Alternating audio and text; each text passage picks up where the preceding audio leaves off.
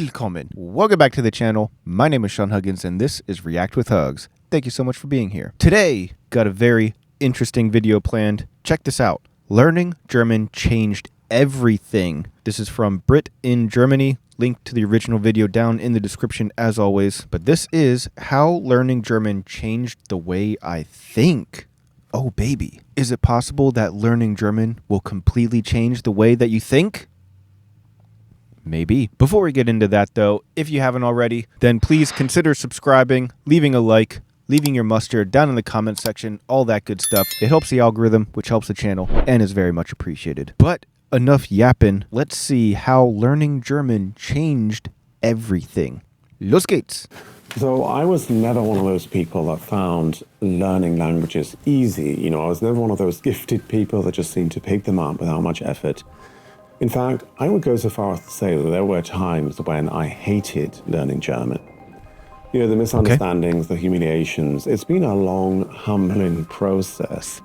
But something strange happened over time. German didn't just change how I speak, it started to change how I think. And I'm not the only one, there's research on this, and even some of the greatest writers in English, people like Samuel Beckett or T.S. Eliot, they deliberately stepped out of their native tongue to see the world differently. Now, the only foreign languages I've learned to fluency have been Mandarin Chinese, which I've pretty much all but forgotten now, and German. Language learning was something that I came to later in life, so as an adult, and I started learning them out of necessity, not really curiosity, because I've lived in China and I currently live in Germany, so it was something that, I sort of needed to do. Makes sense. You live in a different country, then you're going to need to learn the language. That checks out. Been there, done that. And when I moved to Germany and started trying to learn German, Chinese just kept cropping up. And it really took a few months for me to recalibrate my brain. That actually happens to me. Like if I'm trying to learn a different foreign language, there's like my mind kind of goes to like the default foreign language mode. I don't know how to explain it, but like I know a little bit of Spanish, I know a little bit of German, I know a little bit of Romanian from learning all these different things. And if someone says something in one of those languages, my mind just goes, oh, foreign language mode, and it might snap to like the wrong foreign language. Like he's describing. I don't know how to describe it, but yeah, I know what he's saying. When you move to a foreign country, you will find that suddenly the simplest things become exhausting. Going shopping, filling out forms, talking to the neighbors. Every small task became a mirror showing me how limited I was. And sometimes it can be kind of exciting, but a lot of the time it was just embarrassing. But underneath all that friction, something else was starting. My brain was beginning to rewire itself. German is rigid, structured, and demands clarity. It forces you to think before you speak, to hold a sentence in your head and only release it once the pieces are in the right order. And that mental clarity, that discipline, started to affect how I thought in general. In English, we're fluent in vagueness. There's just so much left open to interpretation or understood through context. In German, you have to commit. There's actually a study from the University of Chicago that shows when people make decisions in a second language, they're less emotionally biased and more rational. And it's called the foreign language effect. So it's not just anecdotal. Thinking in a second language creates mental distance, and that distance gives you perspective. I noticed it most in moments of conflict. I became slower, less reactive, more structured. Partly because I was calmer, but also because the language required it.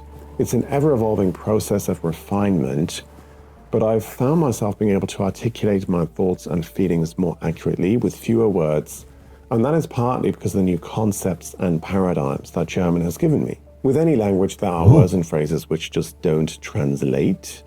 There's strange, beautiful compound words that say what English never quite could, like Fremdschämen, the shame you feel on behalf of someone else, which is actually kind of crept into the English language because we don't have an equivalent for this. Secondhand embarrassment? Or something like Torschlusspanik, the fear of closing doors as you age. And that's the... Huh? What? The fear of closing doors as you age? What? thing, like language shapes attention. If you don't have a word for something, you often just don't even notice it. And the more you expose yourself to a language, the more these hidden ideas start to reveal themselves. Now, some words don't just name emotions, they actually reveal entire new ways of thinking. And one word which really stopped me in my tracks was aufarbeiten. This really doesn't To process or to work through. Okay. have an equivalent in English. We might say to process or to work through or to come to terms with. Okay. But none of these really quite carry the weight that aufarbeiten does. In German, it's not passive reflection, it's an active moral effort, to look at what's been hidden or denied and to face it fully. You hear it mostly in the context of history, like Vergangenheitsaufarbeitung, the working through of the past, or actually also in this context, another word is Bewältigung, like Vergangenheitsbewältigung. This has become a little bit more antiquated, but there is just so much depth behind this word. It means to wrestle with or to overcome emotionally and morally. Not to forget, but to carry consciously. And so after the war, Germany didn't just rebuild its cities, it rebuilt its memory through education, through public debate, through monuments and literature. And there was this collective effort to not or to never forget. And it can also be found in therapy or personal development, like ich muss meine Kindheit aufarbeiten. I have to work through my childhood. But work through has many contexts and that are not really specifically related to emotional or cognitive processing. So German gave me a word for what I'd never really thought to do in English, to work through something and to move on, not to tidy it up. And actually the literal translation means to work up, which gives not only the feeling of moving forward, but also of moving upward. And so there's this incredible sense of vast, expansive momentum. And it's that kind of shift that you just can't unsee. The point I'm trying to make is that you don't just learn vocabulary, you inherit a worldview. The language is the vessel for the worldview. And these are... You don't just learn a language, you inherit a worldview. Ooh, he is spitting bars right now. Just sort of interesting trivia. They're emotional categories. Once you learn them, you start to feel them. And that's the thing, language shapes attention. If you don't have a word for something, you just often don't notice it. And the moment you learn the word, it's really like reality sharpens into focus. Now, this idea isn't new.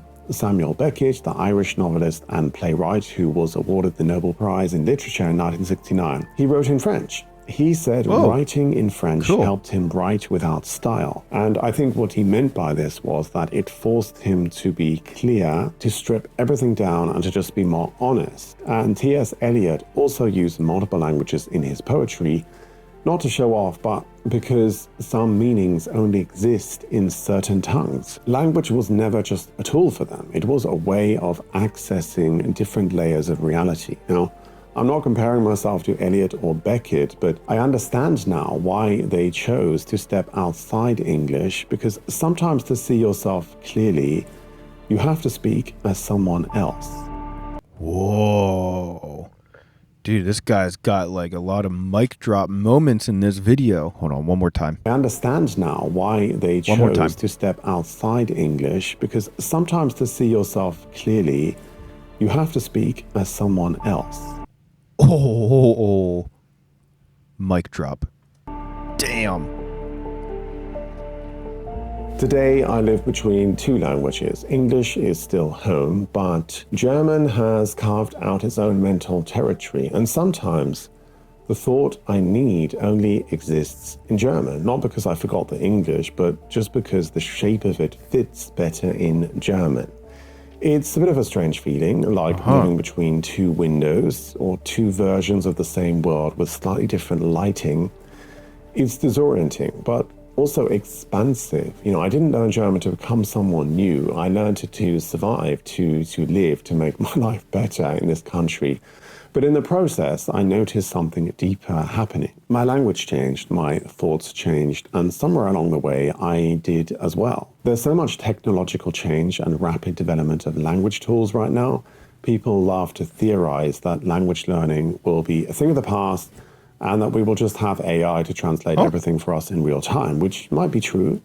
Practically, it might not be necessary anymore, but I still struggle to see how we can replace the emotional impact of language learning. But I don't see AI replacing language learning. There's just no way. Process of making mistakes, of being embarrassed or excited when you finally make breakthroughs, the emotional understanding of a foreign concept that only really comes after having learned and heard and experienced it in a multitude of different contexts. I think learning a foreign language is the ultimate self-development tool. There's just nothing quite like it, but that's just me. What about you? Have you learned a foreign language as an adult? Yes, I've been learning German, obviously, because I lived in Germany, so I was basically the same as this guy. I had to learn it to survive, and I need to keep learning it to continue surviving, because even though I'm not living there now, we do plan on moving back to Germany eventually, so gotta learn German. But yeah, definitely a cool perspective thinking about language learning as kind of seeing the world in a different way and seeing yourself in a different way. That's pretty cool. You know, it's never easy learning any new language, I feel like. So little stuff like that to remind yourself of why you started and why it's so cool to learn a new language, that is probably very useful. So I'm going to have to remember those things. But anyways, I'm curious what you guys, the experts, have to say. You guys are the ones that know at least 7 different languages, right? Probably. Well, 2 for sure, Deutsch and English. But probably even more than that, let's be honest. So, I don't know. What do you guys think? Does learning a different language kind of change your brain, change how you think, change how you see yourself, change how you think about yourself, or something else? I don't know. I'm curious what you guys have to say. Let me know your thoughts. Leave your mustard down in the comment section below. And when you're done there, consider subscribing, leaving a like, all that good stuff. It helps the algorithm, which helps the channel, and it's very much appreciated. But that's all the time that I have for today. So thank you guys so much for being here. And as always, I'll see you guys next time. Peace.